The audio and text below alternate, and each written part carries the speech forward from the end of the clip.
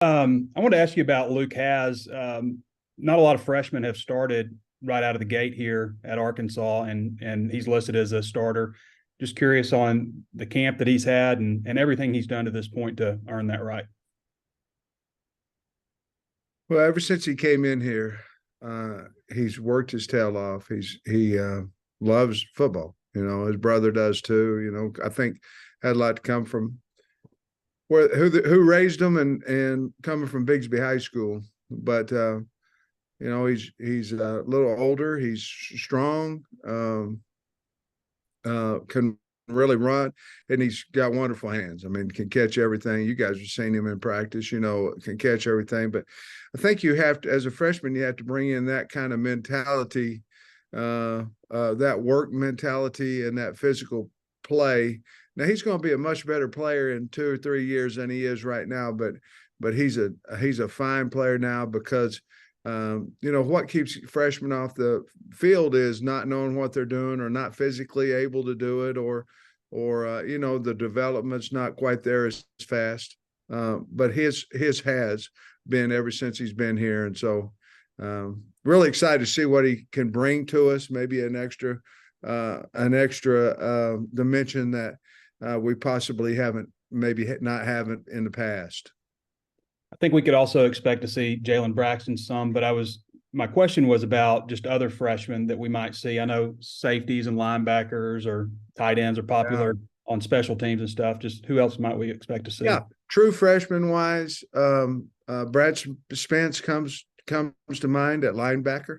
Alex Sanford comes to mind. If you're talking about special teams roles, Spence is going to be more than that, Trey. I think he'll play quality minutes at linebacker. Quincy Rhodes is a guy that's going to play.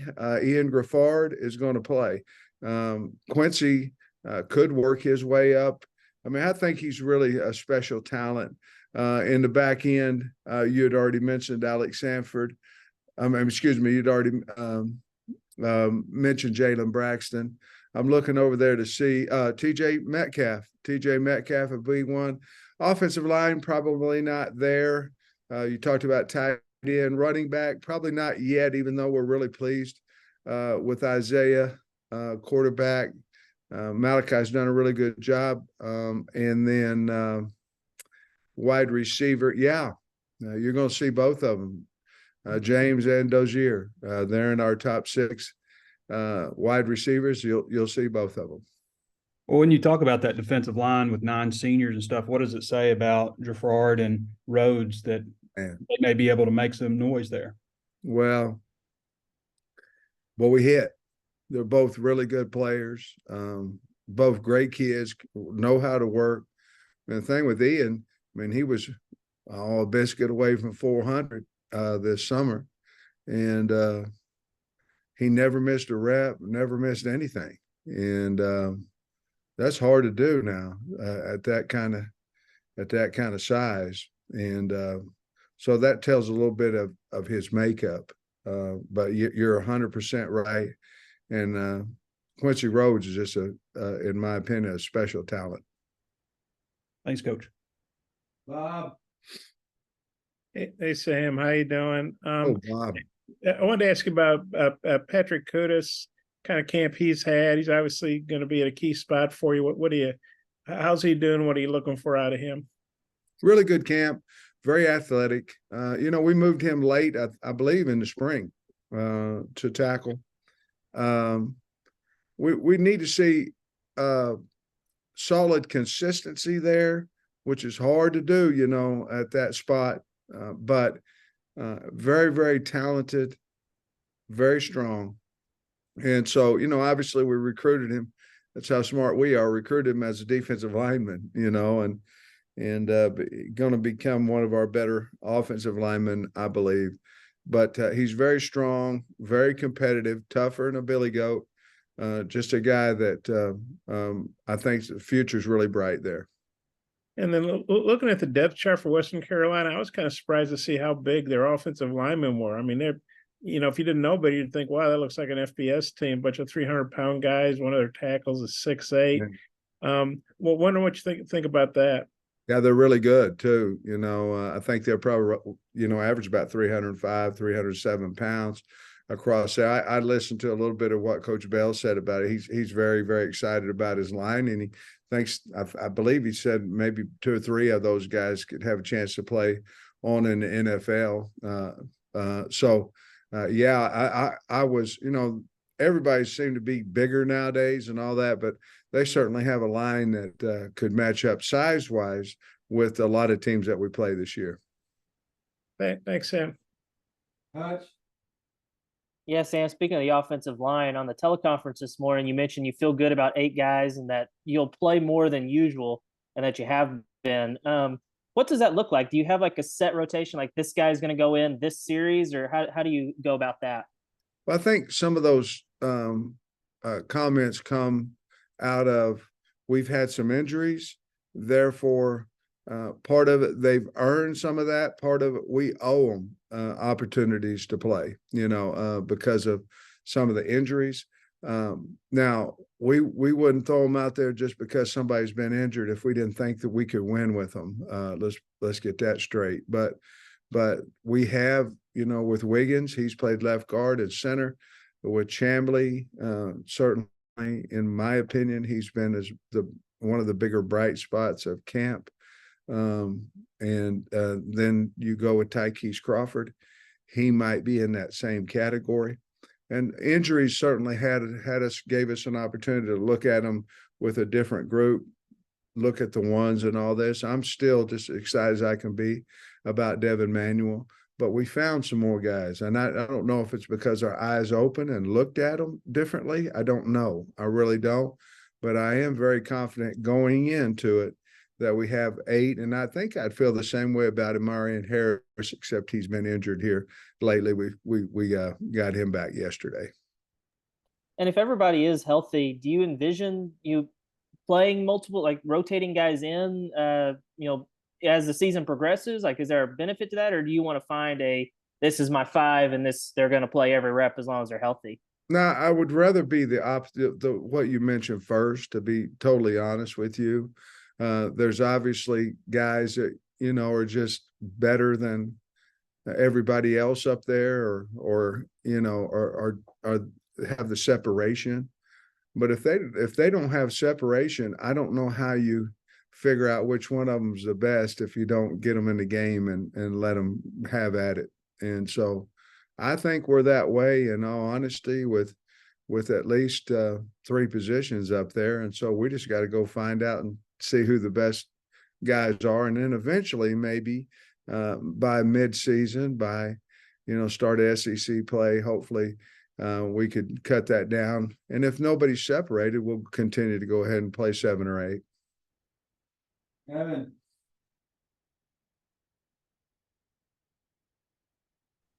Yeah. Hey, Coach. One of the big things that you started today was obviously all of the freshmen. And now looking into it this season, you have a lot of returners on your roster, specifically, experience with KJ and Rocket. How do you believe that experience will help this season?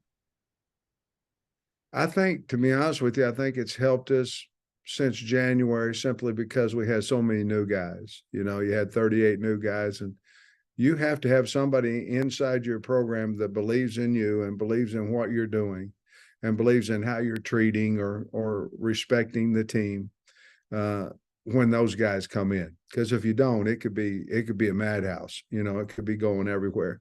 So, with KJ and Rocket and you could go on and on about the returner guys. They certainly had a great importance. They've gotten better. Now, whether that's strength-wise and the mind, they fit our system better, whatever it may be. They've gotten better. And, Jaden Johnson and Jaden Wilson, those 2 guys were guys that I thought were pretty good last year, and now I think they're really good. So they've obviously changed as well, what their mind's telling them. But to be honest with you, the core of our team was the guys that we had, as you mentioned, and we'll go rock with those guys, and then the new guys certainly going to help us. Got it. Yeah, Sam, we talked to Tank Booker last week. He said his transition here was pretty smooth. I'm wondering how you maybe saw him operate when he got here to make that transition smooth. Tank's personality would allow him, in all honesty, probably to have a smooth transition a lot of places. You know, I appreciate him saying that here, but he had something to prove. You know, going to the SEC. You know, that was something there.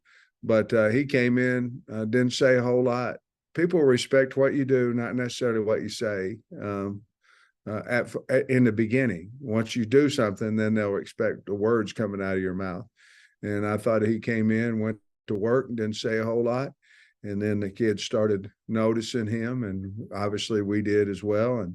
And then he's become a little more outspoken. He's not ever going to go up and, give the public address. You know, that's just not his personality.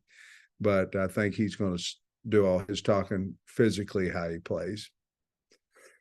You said Monday that Western Carolina likes to throw a lot of bubble passes at defense. I'm curious what the key is to maybe being able to defend that quick pass game effectively so early in the year.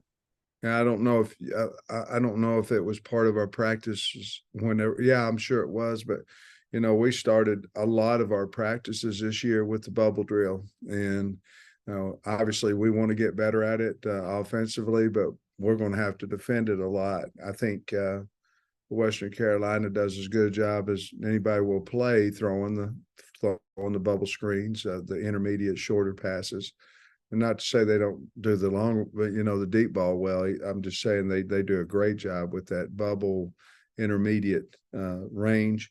So we put it as an emphasis we're trying to start fast. So we're trying to do something physical at the beginning of practice as much as we can in a team-oriented thing. Now, the bubble necessarily wouldn't be, but fastball starts would. So we would try to do both those things because we're trying to do something right out of the gate to say we want fastball starts. We want to start fast. But to answer your question, they are good at the bubble screen, and we've gotten a lot of good reps trying to defend it.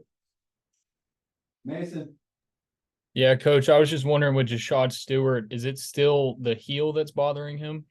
Yes, and I don't know that he's going to be able to play Saturday, to be perfectly honest with you. But yes, it's just been nagging him for a while, and I would guess he's probably about 75 or 80%.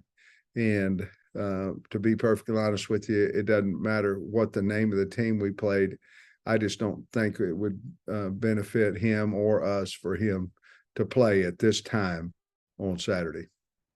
And then all of your openers as the head coach at Arkansas have been in Fayetteville. I'm just curious if there's anything that you've, done differently to prepare with it being in Little Rock this week.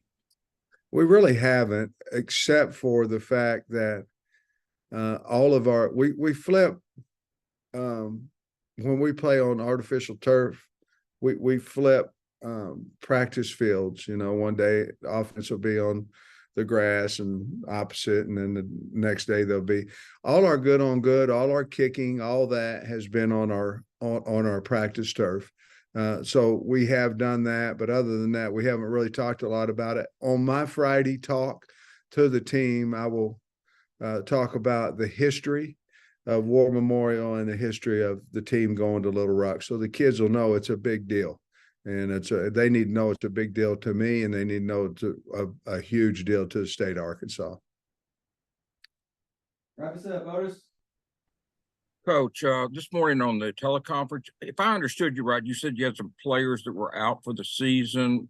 I knew about Bakke. Was there anyone else that you can say? Yeah, I'll tell you whatever you want to know, Otis. You're a good man. Well, I figure you may have already told us. I probably missed it. I'm looking up there. Quincy McAdoo, obviously. Right. Don't believe he'll quite. Terry Wells, he had the pec surgery at Bakke. That would be it as of right now, and that's it. Yeah, those were the three I knew about. I just making sure that and missed it. Okay, kind of playing off what Hutch asked you earlier about he talked about the offensive line, playing more players, but the the transfer portal, or even the thread of the transfer portal, maybe more so, force coaches to maybe play a few more players than you would have otherwise, instead of just saying you're going redshirt? Well, I think I'd be lying if I didn't tell you it was always in the back of my mind. Yeah. The other part about it is too, if you really think about it, D linemen, they have responsibilities as well. And we play 8, they rotate basically on 4s. You know what I mean? I've always been a guy that wanted to play my best 5 and wanted to play them all the time. I don't know that helps you in the future of development, whether you're talking about the portal or not. But to be perfectly honest with you, I'd be lying to you if I told you the answer to that was no, because I think there's a lot to nowadays with, you don't get suspended a year, in the portal. So yeah, I think that's always something to think about. In this case, I think it's just earned reps, to be perfectly honest with you. Thanks, Coach. Good luck and safe travels. Thank you. Appreciate it. Thanks, Coach. Go Hogs.